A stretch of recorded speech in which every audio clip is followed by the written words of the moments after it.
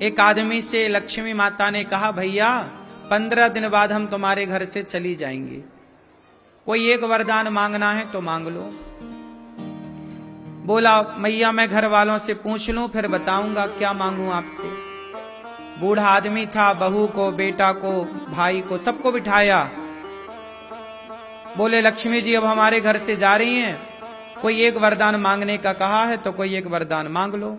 तो लक्ष्मी मां से सबने अपना अपना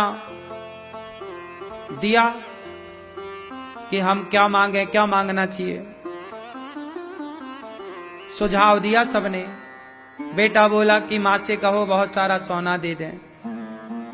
बोले, सोना तो लक्ष्मी आ भी जाएगा तो लक्ष्मी तो जा ही रही है, टिकेगा कहां। दूसरे ने कहा कि ऐसा करो, मां से बहुत सारी जमीन जायदाद मांग लो, ऐसी कृपा हो कि हमारे पास खूब सारी जमीन जायदाद हो।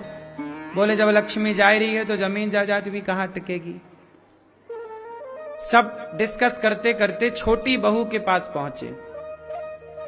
छोटी बहू ने कहा, मां पिताजी एक बात कहूं? कहो। बोले, लक्ष्मी जी तो जा ही रही हैं, और लक्ष्मी जी जिस दिन चली गई उस दिन हमारे आपस में परिवार में खटपट खटपट चालू हो जाएगी, तू मैं चालू हो जाएगी, क्योंकि पैसा नहीं होता ना तो फिर आदमी चिड़चिड़ा हो जाता है, स्वभाव से चिड़चिड़ापन आ जाता है। तो बहू ने कहा कि पिताजी, ससुर जी, सासू मां, ऐसा करो कि लक्ष्मी मां से कहना कि मां आप तो जा रही हो, लेकिन ऐसी कृपा करो कि हम परिवार के लोगों में सदा प्रेम बना रहे, हम सबका, भाई भाई का, पति पत्नी का, सास ससुर का, देवरानी जेठानी का प्रेम बना रहे, प्रेम कभी समाप्त ना हो। आप जा रही हो लक्ष्मी माता, आप जाओ, पर हमारे परिवार में प्रेम बना रहे।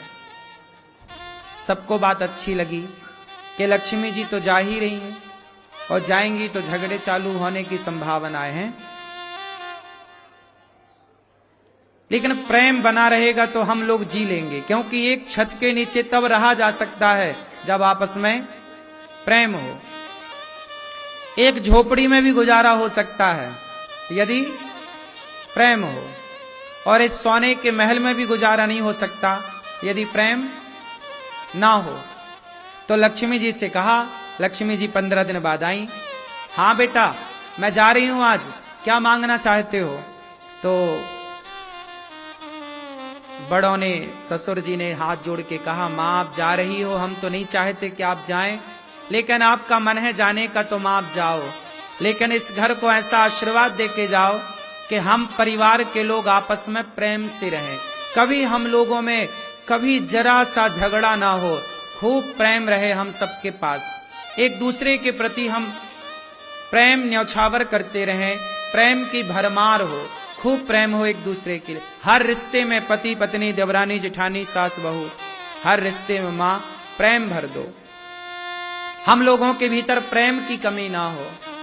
जब लक्ष्मी जी ने ये बात सुनी तो लक्ष्मी जी बोली कि आपने तो हमें असमंजस में डाल दिया। क्यों मां, ऐसा क्यों कह रही हो आप? लक्ष्मी जी ने कहा, भैया अब मैं क्या कहूं, मैंने सोचा था कि आज तुम्हारे घर से चली जाऊंगी, पर तुमने ऐसा कुछ मांग लिया कि अब मैं जा ही नहीं सकती। क्यों मां?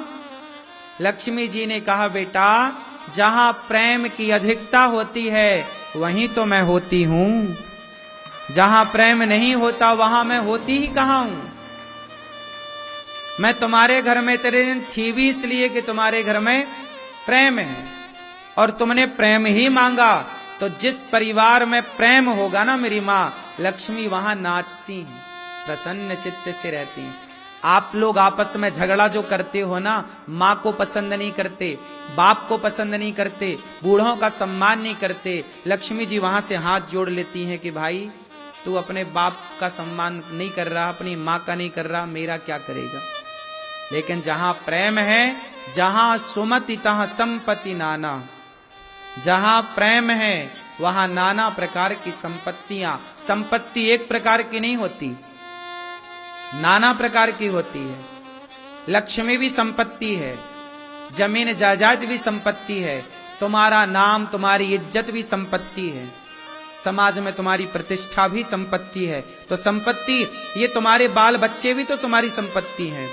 तो नाना प्रकार की, जहां पे प्रेम है वहां बच्चे, वहां बेटी, वहां बेटा, वहां बच्चों की हंसी खुशी किलकारियां, जहां प्रेम है वहां पे धन भी होगा, नाम भी होगा, इज्जत भी होगी, सब कुछ तो होगा। इसलिए आप लोग अपना भला चाहते हैं और लक्ष्मी चाहते हैं तो परिवार में प्रेम से रहना सीखिए। और ये प्रेम का पाठ केवल सत्संग से ही पढ़ाया जाता है। इसलिए कहता हूं, प्रेम का पाठ पढ़ना है तो भागवत ज्वाइन करो। आजकल माँ बाप बच्चों को प्रॉपर्टी दे देते हैं, अच्छी बात है। आजकल माँ बाप बच्चों को जमीन जायदाद दे देते हैं, अच्छी बात है। बैंक बैलेंस दे दिया, सब अच्छी बात है। लेकिन माँ बाप संस्कार देना भूल जाते हैं। और संस्कार सुनो, माँ बाप नहीं दे सकते। आप बहुत कोशिश करते हैं, जितना आपसे बनता है आप देते ही हैं, लेकिन संस्कार माँ बाप से ज्यादा कोई दे सकता है तो गुरु दे सकते हैं। इसलिए गुरु की आवश्यकता होती है। इसलिए माँ बाप को चाहिए कि अपने बच्चों को प्रॉपर्टी और बैंक बैलेंस देने से पहले ऐसे भागवत का आयोजन कराओ। और भागवत जब सुनने आप आएंगे तो सब परिवार लाओ, बहू लाओ, बेटा लाओ, सबको लाओ। जब सारे लोग एक साथ बैठ के भागवत सुनेंगे तो परिवार में प्रेम बढ़ेगा और परिवार में सब लोग मिलजुल करके रहने का संकल्प लेंगे। भागवत हमें जोड़ना सिखाती है, इसलिए ये सबको करना चाहिए। आज परिवार बिखर क्यों रहे हैं? क्योंकि सत्संग का अभाव है, गुरु का अभाव है। आजकल लोग कहते हैं हम गुरु क्यों बनाए, अपनोच गुरु हैं। आजकल खुद गुरु बना घूम रहा आदमी, वो अपने कोई बड़ा मानता, बोले हमसे बड़ा कौन। इसलिए गुरु के बिना शरणागति नहीं होती। कोई तो होगा ना।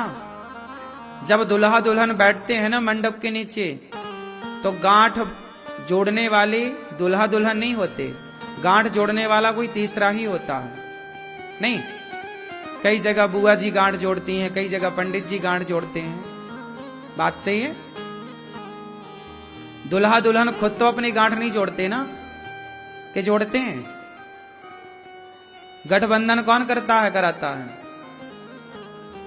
बुआ जी कराती हैं या आचार्य जी कराते हैं, पंडित जी, गुरु जी कराते हैं। तो बस बात यही है, गुरु का काम ही, सच्चाई तो यह है, गठबंधन आचार्य ही कराता है, गुरु ही कराते हैं गठबंधन। गुरु सब जगह नहीं पहुंच पाते तो बुआ जी करा देती हैं, वरना गठबंधन कराने वाले गुरु जी होते हैं, आचार्य पंडित जी। पर हर जगह पंडित जी अवेलेबल नहीं होते तो आपकी बुआ, मानदान होती है ना बुआ, तो बुआ से करा लिया जाता है। समाज में कहते हैं कि ब्राह्मण यदि नहीं पहुंच पाए तो मानदान से वो कार्य करा लेना चाहिए। मानदान भी समाज में श्रेष्ठ होते हैं। ब्राह्मण नहीं मिल रहे हैं, जैसे कहीं 13 ब्राह्मण नहीं मिल रहे हैं और बरसी 13वीं करनी है और 13 ब्राह्मण नहीं हो रहे हैं, 12 ब्राह्मण हैं, एक ब्राह्मण की कमी है, तो क्या करें? तो वहां मानदान को बिठा लिया जाता है। मानदान समझते हैं ना? मानदान नहीं समझते। अब हर चीज हम ना समझाएंगे, कुछ तो समझ के आना पड़ेगा। जैसे हमारे यहां बुआ, हमारी बहन के बच्चे, भांजे, भाने, जिनको मानदान कहते हैं, ठीक है, ये सब मानदान होते हैं। तो इसलिए जैसे पति पत्नी जब विवाह के मंडप के नीचे बैठते हैं तो गठबंधन कोई तीसरा कराता है, उसी तरह जब आप अपने बच्चों को भागवत से जोड़ेंगे, संतों से जोड़ेंगे, सत्संग से जोड़ेंगे, तो मुझे विश्वास है कि तुम्हारे घर में भैया, भाई भाई, राम और भरत की तरह रहना सीख जाएंगे। और यदि तुम्हारे बच्चे सत्संग से नहीं जुड़ेंगे तो तुम्हारे घर में भाई भाई सुग्रीव और बाली की तरह रहने लग जाएंगे। भाई भाई तो सुग्रीव और बाली भी हैं, भाई भाई तो राम और भरत भी हैं। सुग्रीव और बाली में क्या हुआ? सुग्रीव ने बाली को मरवा दिया, सुग्रीव ने अपने भाई को मरवा दिया, विभीषण ने अपने भाई को मरवा दिया। लेकिन एक भाई और है भरत जी, जो भाई की पादुका लेकर, चरण पादुका लेकर 14 साल रोते रहे भाई की याद में। अब आपको डिसाइड करना है कि सुग्रीव जैसा भाई चाहिए, विभीषण जैसा भाई चाहिए, या भरत जैसा भाई चाहिए। भरत जैसा भाई चाहिए तो सत्संग से जुड़ेंगे तो भरत जैसा प्रेम बढ़ेगा परिवार में, राम और भरत जैसा संवाद होगा, और सत्संग नहीं होगा तो फिर सुग्रीव और विभीषण जैसी स्थिति होगी। इसलिए माँ बाप का काम केवल प्रॉपर्टी और बैंक बैलेंस देना नहीं है। वृंदावन लाओ, 7 दिन गौरी गोपाल में बैठो, भागवत सुनो। ये दास अनिरुद्ध आपको जो भागवत सुनाता है वो केवल भागवत नहीं है। आज हम आपसे कहें कि हम भागवत तो सुनाते ही हैं आपको, लेकिन ये भागवत आप लोगों के लिए संजीवनी बूटी बनती है। कितने रिश्ते ऐसे हैं, पति पत्नी के, भाई भाई के, देवरानी जिठानी के रिश्तों के लिए संजीवनी बूटी का काम करती है ये कथा। कितनी पति पत्नी की तलाक होने वाले थे, लेकिन कथा सुन के उनका तलाक रुक गया। एक पत्नी मेरे पास रोते रोते आई, ये वर्षों पुरानी बात है। रोती रोती आई, मैंने पूछा क्यों रो रही हो? कहा महाराज जी हमारा तलाक हो गया है। हमने कहा तलाक हो ही गया तो अब रोने से क्या है? बोले महाराज जी इसलिए रो रहे हैं कि हमने आपकी कथा पहले क्यों नहीं सुनी। यदि आपकी कथा हमने पहले सुन ली होती तलाक होने से तो कभी तलाक ना होता हमारा। अब तलाक हुए इतना समय हो गया कि हमारे पति का दूसरा विवाह भी हो गया। हमने तो विवाह नहीं किया, लेकिन तलाक, ये बात बिल्कुल सत्य है कि यदि आप कथा सुनने लग जाएं, मैंने ये बात सबसे कही है कि किसी का तलाक होने वाला हो तो एक बार आप लोग पहले 7 दिन कथा सुन लो। कथा सुनने के बाद भले तलाक ले लेना, लेकिन मुझे लगता है कि वर्षों के रिश्ते बिगड़े हों और 7 दिन में रिश्ते सुधर जाते हैं, चाहे पति पत्नी का हो या कितनी देवरानी जेठानियों का आज से नहीं बहुत पहले से बड़ा विवाद था, ननंद भौजाई का विवाद था, पर कथाओं से सब ठीक हो गया। और विवाद क्यों होता है? गलतफहमी। इसलिए आप सबसे मेरी हाथ जोड़ के प्रार्थना है, बच्चों को संपत्ति देने के पहले वृंदावन लाना बेटा, चलो कथा सुनो।